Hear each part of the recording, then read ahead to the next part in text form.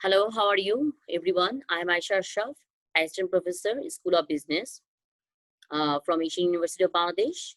Now, today I will discuss the required return and the cost of capital. So these are the topics that will be discussed.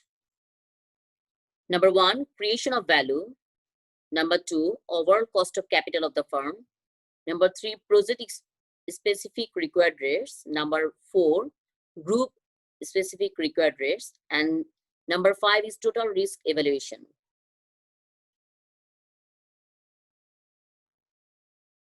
So these are the topics that will be discussed. Now, what is cost of capital? Cost of capital is the required rate of return on the various types of financing. The overall cost of capital is the weighted average of the individual required rate of return. That means WACC, আমরা যেটা বলি. So, WCC means the weighted average cost of capital of individual rate of return.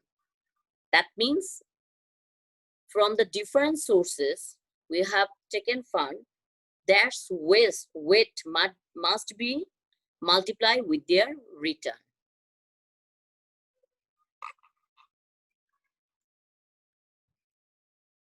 So, there are the types of financing. We know that our firm, we know that different types of firms collected, different types of fund collect fund from three common sources. And what are the three common sources? Number one is long-term debt. Number two, preferred stock. Number three, common stock equity. Okay. So the market value from debt, the funds are collected 35 million. And from preferred stock, the fund is collected 15 million. And the common stock equity, the fund is collected 50 million. So you can see that the total fund is 100 million. Okay. So what will be the weight? Now we can get the portion of investment that is called weight. How much the portion of fund should be collected from each source, that is called weight. We can see that from debt, we have collected 35% capital. From preferred stock, we have collected 15% capital. And from common stock equity, we have collected 50% capital. So these are the 100% capital. So you can understand what is weight. Weight means the proportion of fund that should be collected from each source. Now, what is cost of debt? Cost of debt is the required rate of return on investment of the lenders of a company. So, who are giving lend money to us, then that is they must want some return against that. And that return is called cost of debt. So, here we can get P0 equal to summation Ij plus Pj divided by 1 plus Kd to the power of J. Here we can get Ki. What is Ki? Ki means before tax cost of debt. That means the lender's return is called cost of debt. And the lender's return is what? Interest. So that interest must be before tax cost of debt, and after deducting the tax, we can get the after tax cost of debt. And how we can find out Ki? We can find out Ki equal to Kd into 1 minus T. Kd means before tax cost of debt into 1 minus tax rate. So that we can get Ki or after tax cost of debt. Now, that is the formula how we can calculate the cost of debt. There is, assume that basket owners has 1000 par value zero coupon bonds outstanding. BW bonds are currently trading at $385.54 with 10 years to maturity. BW tax bracket is 40%. So we can get, we are putting the value in present value. So in present value, that is currently trading value 385.54, and IJ interest rate is 0 plus present value is 1000 par value divided by 1 plus KD to the power of 10. We do not know what is KD. So now we can find out the KD. So we find out the KD is 10%. You can see that. And now we have to deduct the tax rate from KD. So we can get KI equal to KD into 1 minus TC, but tax rate. So we have gotten KI, or after tax cost of debt, is 6%. So we should remember that in our math, all cost of debt should be before tax cost of debt, and we should deduct the tax rate from cost of debt. Then after deducting tax rate, we can get after tax cost of debt, that is KI. Now we have to find out cost of preferred stock. What is cost of preferred stock?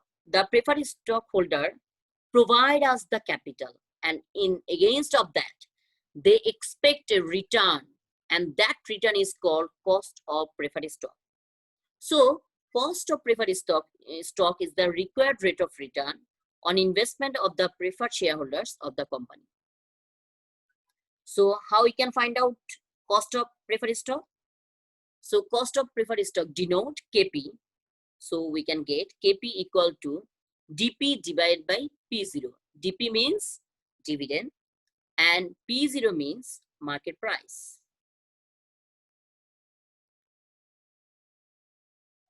So that is the form. That is the example of how to determine the cost of preferred stock. Here is the example. Assuming that basket owners has preferred stock outstanding with par value of $100 and dividend per share of $6.30 and the current market value of $70 per share. So here is the formula. We have seen KP equal to DP divided by P0. So now we are putting the value KP equal to DP. DP means dividend. So dividend is 6.30 and divided by P0 is $70. So we can get KP is 9%. So cost of preferred stock is 9%. Now, cost of equity. That means common shareholders give us fund. Okay, and they give a fund. Against that, they expect a return from fund. And this required rate of return of the shareholders is called cost of equity. So what is cost of equity? Cost of equity means the required rate of return of shareholder, or shareholders expects that return. There are three approach that we are using to get cost of equity. Number one is dividend discount model. Number two, capital asset pricing model. Number three, before tax cost of debt plus risk premium. Now, first of all, I will show you the dividend discount model. After that, second model. So the cost of equity capital is denoted as KE. So KE is what? KE is the discount rate that equates the present value of all expected future dividends with the current market price of the stock. Okay, so we can say that all expected future dividend must be divided with the current market price of the stock. So we can get P0 or market price equal to D1. D1 means first year dividend divided by 1 plus KE. 1 plus KE means cost of equity in first year to the power of 1 plus D2 means second year dividend divided by 1 plus K to the power of 2 plus dn divided by 1 plus K to the power n. So in that process, we can get the present value of share or market price of the share. So we cannot use that formula to find out the cost of equity. Now we are using the constant growth model formula. So constant dividend growth model assumption reduces the model to K equal to D1 divided by P0 plus G. Now we will discuss what is D1. So K means we already know that is cost of equity, and D1 means what? D1 means next year dividend. D1 means dividend in the first year. So dividend in the first year divided by P0. P0 means what? Market price plus G means growth rate. So constant dividend growth models or Gordon model means that the dividend is constant, and that will also grow at a growing rate forever. So assume that dividend will grow at a constant rate forever. Now, that is the example that we can get the cost of equity in a constant growth model formula. So here is the example, assuming that basket holders has common stock outstanding with the current market value is $64 and current dividend $3 per share, and the dividend growth rate is 8% forever. Please notice that dividend growth rate is 8% forever. Forever means the dividend will grow year after year. Okay, so we have to use here the constant dividend growth model formula. So we can find out K equal to D1 divided by P0 plus G. So we are putting the value of D1. D1 is $3. Divide D1. How we can get out D1? Because that in our math that is given current dividend. So first of all, we have to find out D1. D1 means what? D1 means first year dividend. So D1 can be get equal to D0 into 1 plus G. So we can see $3 into 1 plus growth rate, 1 plus 0.08, that is in upper side, divided, market price is 64.80 plus G or growth rate is 0.08. So in that approach, we are getting K or cost of equity is 13%. So the formula is D1 plus P0 plus G. Now we will get the second approach, the growth phrases assumption. The growth phrases assumption leads to the following formula, assuming 3 growth phase. That means growth rate is changing. Okay, so we can get P0 equal to D0 into 1 plus G, 1 to the power of T divided by 1 plus K to the power of T, plus D1 divided by 1 plus K to the power of T, plus D3 divided by 1 plus K to the power of 3. Now, the capital asset pricing model or CAPM formula must be used to calculate cost of equity. That is the second method. So the cost of equity capital or KE is equated to the required rate of return in market equilibrium. The risk return relationship is described by the security market line or SML.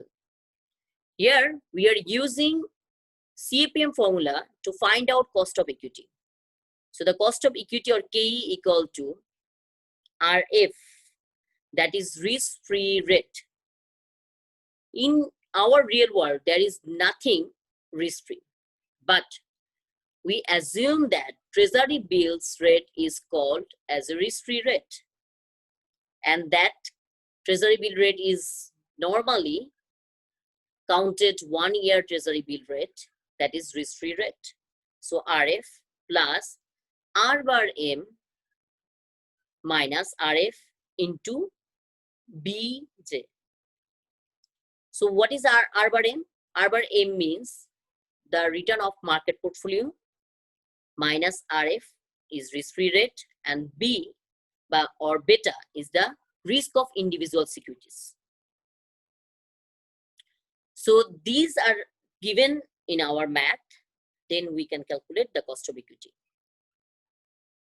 So here is the formula is K or cost of equity equal to RF plus R bar M market portfolio return minus RF into beta. Now that is the example. You can see, assuming that basket owners has a company beta of 1.25, research by Julie Miller suggests that the risk-free rate is 4% and the expected return on the market. So notice that the expected return on the market is 11.2%, that is market portfolio return. And what is risk-free rate? Risk-free rate is 4%. And what is beta? Beta is 1.25. So you have all sort of things. So just put the value in our formula. So K equal to RF plus R bar M minus RF into beta. So what is RF? The RF is 4% plus R bar M is market portfolio return is 11.2% minus RF is 4% into beta is 1.25. So how you can get the cost of equity? What is the cost of equity now? The cost of equity is 13%. So that is second method you have already gotten. And now that is the third formula. Before tax cost of debt plus risk premium. The cost of equity capital or K is the sum of the before tax cost of debt and the risk premium is expected return for common stock over debt. So the formula will be K equal to KD plus risk premium. We already know that KD means before tax cost of debt plus risk premium. Risk premium must be added with KD. Then we can get cost of equity. So risk premium is not the same as CAPM risk premium.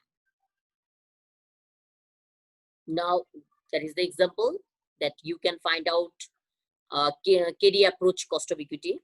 Assuming that basket owners typically adds a 3% premium to the before tax cost of debt. So what will be the formula? What will be the K or cost of equity? Cost of equity equal to KD plus risk premium. The KD is 10% and risk premium is 3%. So that we can get cost of equity is 13%. So there is the comparison in three methods. The first method, constant growth model, you can get K or cost of equity is 13%. Capital asset pricing model, you can get 13%. Cost of debt plus risk premium method, you can get also 13%. Now, the most important thing, how we can get cost of capital. The cost of capital formula is summation of Kx into Wx. Kx means what? Three sources return must be multiplied with their proportion of investment. Again, I am saying that Kx means what? Three types of financing sources return multiply with our weight or proportion of investment. That means cost of debt must be multiplied with weight of debt plus cost of preferred stock must be multiplied with weight of preferred stock plus cost of debt must be multiplied with cost of equity must be multiplied with weight of cost of equity. That means we, first of all, the firm choose three sources. Number one is debt for fund collection. Number two is preferred stock. Number three is common stock. So the debt's required return is called cost of debt, and preferred stock's required return is called cost of preferred stock, and the shareholders' required return is called cost of equity, and their proportion of investment or weight of invested capital must be multiplied. So overall, we can get the cost of capital or WACC, weighted average cost of capital. So you can see that in WACC, that is 0.35 into 6%. So 0.35 is their weight of debt or proportion of fund that is collected from debt, that is 35%, into 6% means the cost of debt is 6%, plus 0.15 means proportion of fund that should be collected from preferred stock, multiply cost of preferred stock. The cost of preferred stock is 9%, plus 0.50 or 50% fund is collected from share capital, that is 0.50, into 13% means cost of equity. So that the WACC is 9.95%. So that is the firm's overall cost of capital. Limitations of WACC. Number one is weighting system. That means the weight we have put it, the value, that is the most limited factor. Marginal capital cost, capital raised in different proportions than WACC. Number two is flotation cost. Flotation cost are the cost that associated with issuing certificate and securities such as underwriting, legal, listing, and printing fees. These fees must be considered: underwriting fees, legal fees, listing fees, and printing fees, so that we have to adjustment to the initial outlays with flotation cost. And second one is adjustment to discount rates. What is economic value added? A measure of business performance. Economic value added is a measure of business performance. Number two, it is another way of measuring that firms are earning returns on their invested capital that exceeds their cost of capital. Number three, specific measures developed by Stern, Stewart and company in late 1980s. So that that is the formula, economic value added. So economic value added is net operating profit after tax, NOPAT. Net operating profit after tax is NOPAT minus cost of capital into capital employed. Since a cost is charged for equity capital also, so a positive economic value added generally indicates shareholder value is being created based on economic, not accounting profit. So the flotation cost adjustment. First of all, we have to add flotation cost to the initial cash outlays. So what will be the NPV then? Then NPV will be, net present value will be CF, cash flow, divided by 1 plus k to the power t minus ICO. ICO means initial cash outflow plus flotation cost. That reduces the NPV. Adjustment to discount rate. Subtract flotation cost from the proceeds of the security and recalculate yield features. And what will be the impact? That increases the cost for any capital component for flotation cost. Results in that increase the WACC or weighted average cost of capital, which decreases the NPV.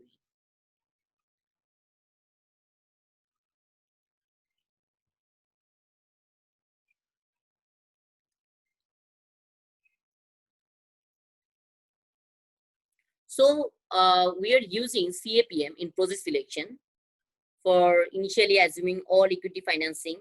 When the fund are invested only from shares capital, then the CAPM approach must be used.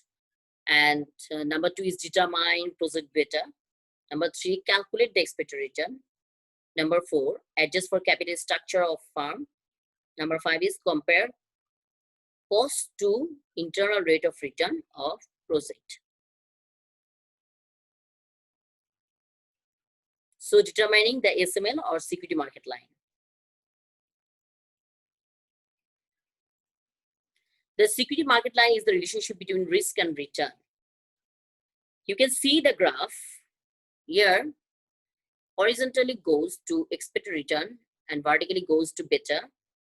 And there is a plot can be driven.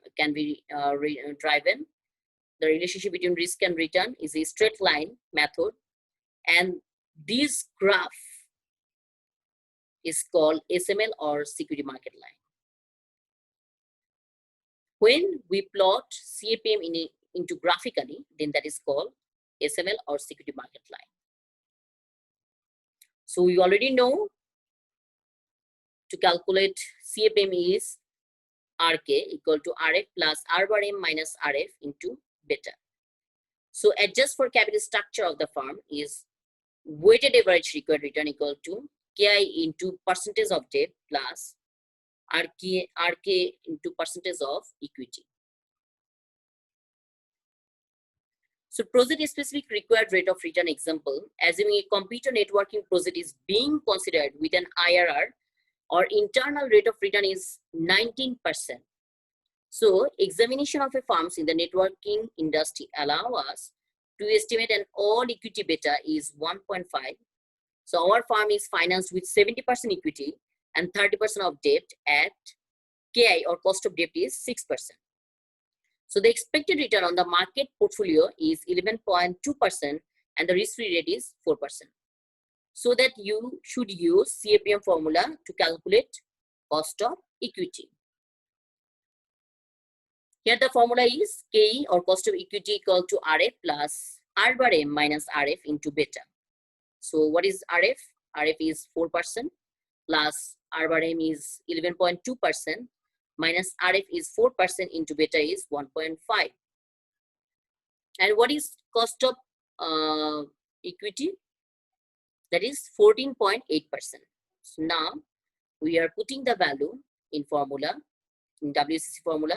So first of all, weight of equity is 30%, that is 0.30, multiply cost of debt is 6%, plus weight of equity is 70%, that is 0.70, multiply with cost of equity is 14.8%. In that process, we are getting WCC is 12.16%. That is less than IRR or internal rate of return. So we should not exceed that result. So that's all for me. Thank you so much.